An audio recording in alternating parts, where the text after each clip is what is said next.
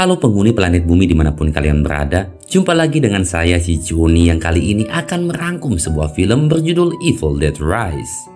Film ini merupakan film kelima dari franchise film klasik Evil Dead, di mana film ini masih mengisahkan tentang kebangkitan iblis kematian yang kali ini merasuki seorang janda anak 3. Seperti apakah kengerian dan keedanan filmnya? Tanpa banyak cincang keling, siapkan posisi jauhi keramaian, hindari godaan setan dan kisah pun dimulai.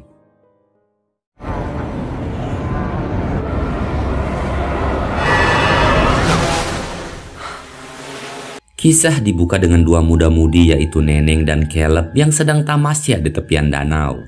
Kesal dengan tingkah usilnya Caleb, Neneng pun meminta Caleb mengecek kondisi sepupunya di kabin yang saat itu sedang sakit. Namun Caleb yang merupakan kekasih sepupunya Neneng malah bersikap acuh. Alhasil Nenenglah yang menuju kabin untuk mengecek sepupunya. Jessica? Hey, take your car and escape the hell of being stuck here with your latest boyfriend. Sesampainya di kabin, Neneng melihat sepupunya yang bernama Jessica sedang terbaring lemas di tempat tidurnya. Karena khawatir, Neneng pun memutuskan menemani Jessica sambil membaca buku dongeng si Kabayan. Namun tak lama kemudian, Neneng dibuat shock oleh tingkah aneh Jessica yang tiba-tiba terbangun dan mampu membaca isi buku tanpa melihatnya. Melancholy voice sobbed. Let me in. Let me in. Finding it useless to attempt shaking the creature off, yet still it wailed, "Let me in!" Kepanikan Neneng semakin menjadi-jadi ketika melihat Jessica yang mulai kejang-kejang dan muntah-muntah. Hingga saat Neneng hendak mengeceknya, tiba-tiba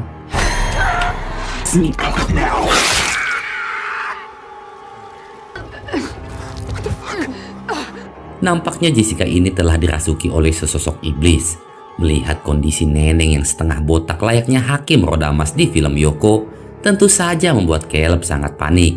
Tak habis sampai di situ, Caleb lalu dibuat shock dengan kenekatan Jessica yang melukai wajah hingga melompat ke dalam danau. Sebagai kekasih, Caleb pun menunjukkan kesetiaannya dengan melompat ke dalam danau. Namun sayang, itulah lompatan terakhir Caleb dalam hidupnya.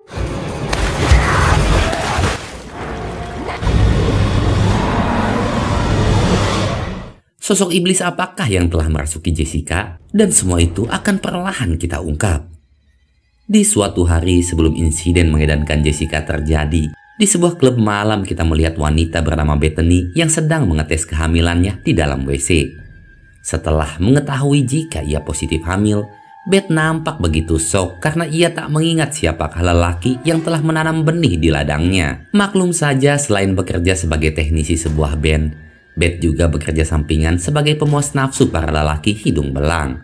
Bingung akan apa yang harus dilakukan, Beth akhirnya memutuskan pergi menemui kakak kandungnya di suatu apartemen kumuh.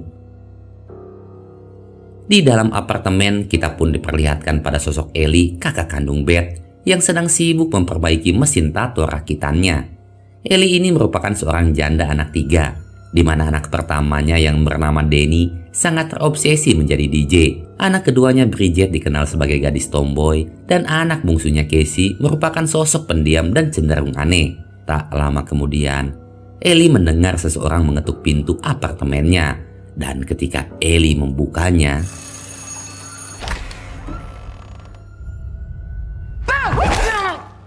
ternyata orang itu adalah Beth. Setelah saling menyapa dan melepas kerinduan, Ellie bergegas menuju dapur untuk menyiapkan makan malam.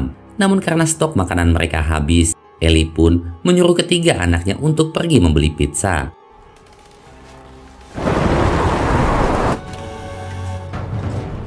Dikala Danny, Bridget, dan Casey sedang membeli pizza, Ellie menghampiri Beth yang nampak sedang galau sambil duduk di bak mandi. Dan saat itulah Beth mengungkapkan tentang kehamilannya. Beth di situ sangat menyesal karena telah membiarkan banyak lelaki menanam singkong di ladangnya. Alhasil, kini ia pun dibuat bingung tentang siapakah yang telah menghamilinya. Sedangkan di basement, Danny, Bridget, dan Casey yang baru saja pulang membeli pizza dibuat shock dengan adanya gempa yang cukup dahsyat. Hingga tiba-tiba Danny menemukan sebuah lubang menuju ruang bawah tanah.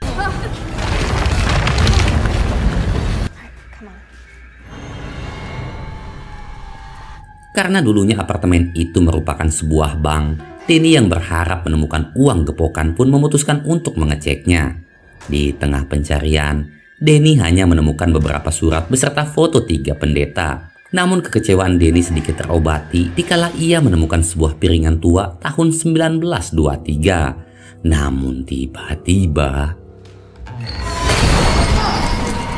bukannya kapok, Denny malah melanjutkan pencariannya ke sebuah ruangan yang dipenuhi kalung salib. Dan di ruangan itulah Denny pun menemukan sebuah buku kuno yang dikunci dengan duri-duri tajam. The kids went to go get pizza and I can't get through on their cells. Can I borrow your car to go find them? Is that them? Sekembali ke kediamannya, Denny langsung mengajak Bridget untuk membuka buku tersebut. Merasa ada yang aneh, Bridget pun mengingatkan Denny jika buku itu pastinya dikunci bukan tanpa alasan. Sehingga Bridget meminta Denny untuk mengembalikan buku itu. Akan tetapi, Denny yang berdegong malah tak memperdulikan omongan Bridget.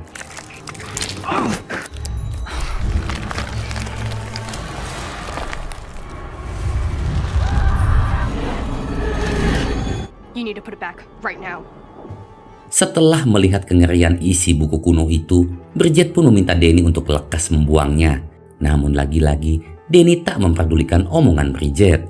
Denny lalu menyetel piringan hitam yang nyatanya berisi rekaman suara seorang pendeta, di mana pendeta itu mengungkapkan bahwa ia telah menemukan sebuah buku yang bernama Kitab Kematian. Kulitnya terbuat dari daging dan ditulis dengan tinta darah. Kitab itu juga berisikan mantra kuno yang terhubung pada kekuatan kegelapan. Dan ketika sang pendeta mulai membaca mantra di dalam kitab itu, di sisi lain kita pun melihat Ellie yang hendak memasuki lift. Rejected by the elders of our church. It's January 24th in the year of our...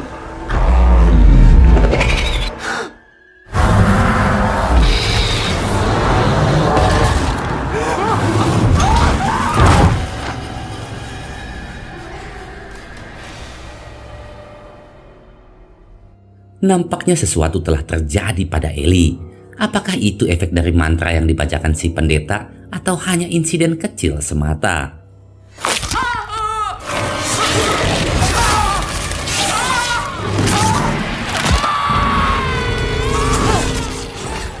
Bersamaan dengan kejadian sadis yang menimpa Ellie, listrik di apartemen pun mendadak padam. Hingga saat Beth dan 3 keponakannya menyalakan lilin, mereka dibuat bingung dengan kedatangan Ellie yang sempoyongan layaknya sedang mabuk oplosan. Al? I had the most beautiful melodies.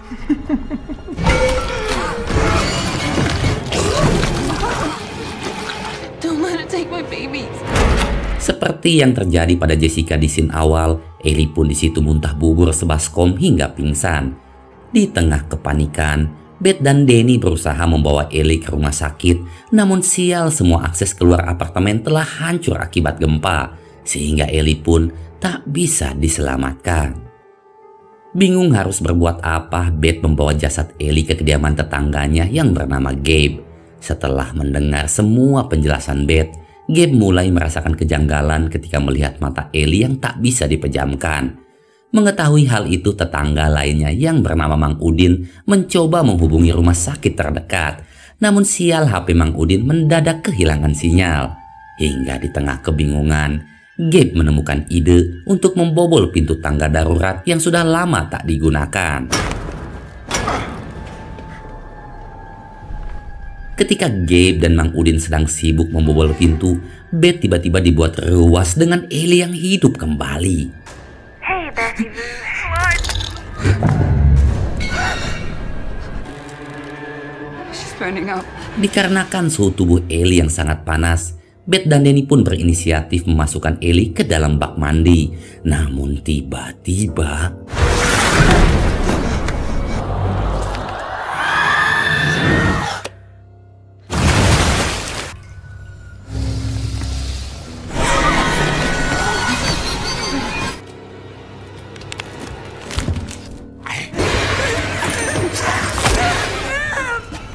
Lihat kesadisan sang ibunda, Bridget yang kesal mencoba menghentikan Ellie. Namun hal itu justru membuat Ellie semakin menggila.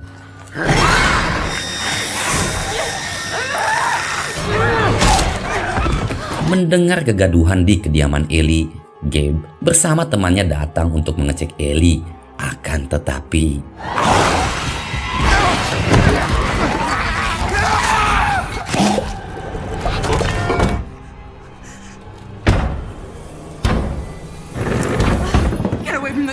dengan situasi yang semakin mencekam, Beth pun mengunci semua akses masuk ke apartemennya. Dan bersamaan dengan hal itu, lewat teropong pintu, Beth lagi-lagi menyaksikan kebrutalan Ellie yang diikuti dengan aksi cilu bah.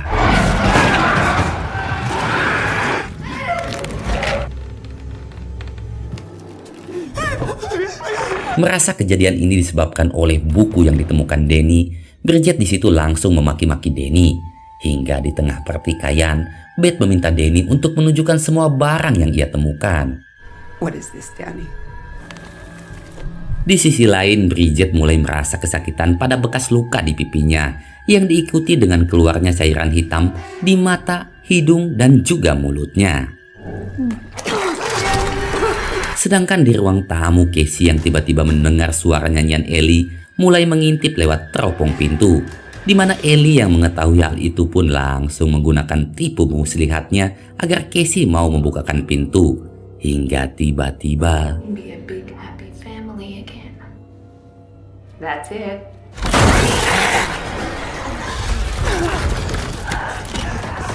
untung saja Beth dan yang lainnya datang di waktu yang tepat. Tak habis sampai di situ, Beth lagi-lagi dihadapkan dengan sebuah kengerian ketika melihat Bridget yang sedang makan beling layaknya kuda lumping.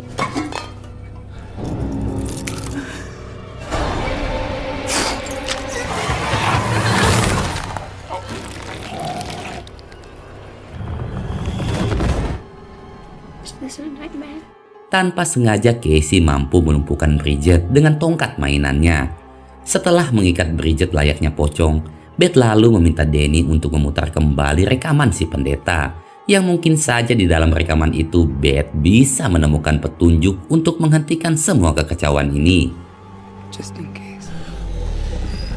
Setelah diputar rekaman itu, nyatanya berisi ungkapan penyesalan dan juga peringatan dari si pendeta, di mana sang pendeta itu meminta agar jangan pernah menyentuh buku tersebut, karena apabila iblis di dalam buku itu telah bangkit, maka tak ada satupun yang bisa menghentikannya. Si pendeta juga menjelaskan jika iblis yang disebut Naturom Demonto itu memiliki kekuatan yang sangat dahsyat. Bahkan saat si pendeta dan rekan-rekannya mencoba menghancurkan kekuatan iblis dengan ayat-ayat Tuhan, si iblis malah mengolok-olok dan merasuki semua pendeta yang ada. Oleh sebab itu, si pendeta pun menyarankan untuk menghindari buku tersebut sejauh mungkin.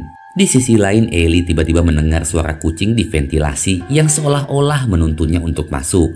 Hingga tak lama kemudian, Tini dan Casey yang sedang berjaga pun mulai mendengarkan sesuatu berjalan di atas atap. Dan di tengah kepanikan yang begitu mengedankan, Bridget tiba-tiba kembali bangkit.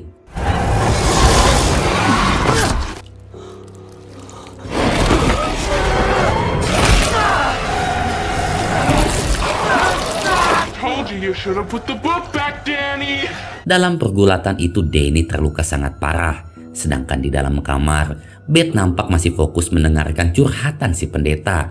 Namun tanpa ia ketahui, Ellie tiba-tiba muncul melalui lubang ventilasi.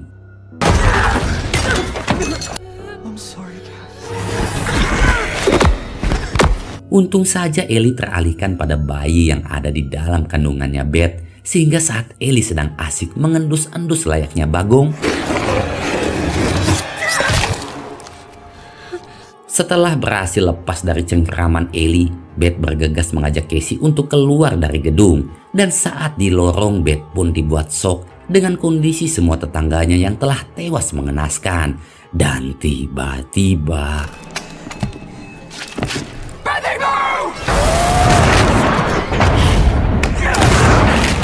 anehnya tiba-tiba semua korban kembali bangkit bersama Ellie. Beth dan Casey yang panik pun bergegas masuk ke dalam lift. Namun anehnya lift itu tiba-tiba dibanjiri darah yang membuat Casey pun tewas tenggelam.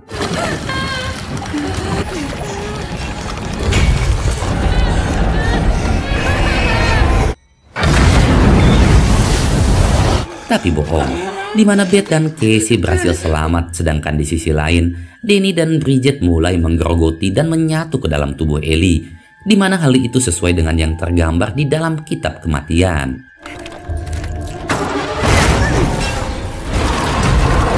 Kembali pada Beth dan Casey yang berusaha kabur menggunakan mobil milik Ellie. Namun sayang, ban mobil mereka mengalami slip. Hingga di waktu yang sama gabungan iblis Ellie, Bridget dan Danny pun mulai muncul. Keadaan semakin membagongkan ketika iblis Ellie berhasil menangkap Casey. Dengan sisa tenaga yang ada, Beth mati-matian berusaha menyelamatkan Casey. Dan untung saja ketika Casey hendak dibantai, Beth pun berhasil datang menolongnya.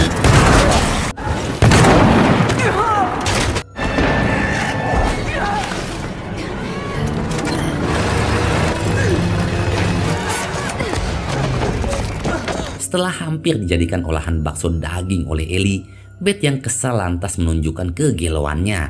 Dan dengan bantuan Casey, Beth akhirnya berhasil memulangkan si iblis ke kampung halamannya.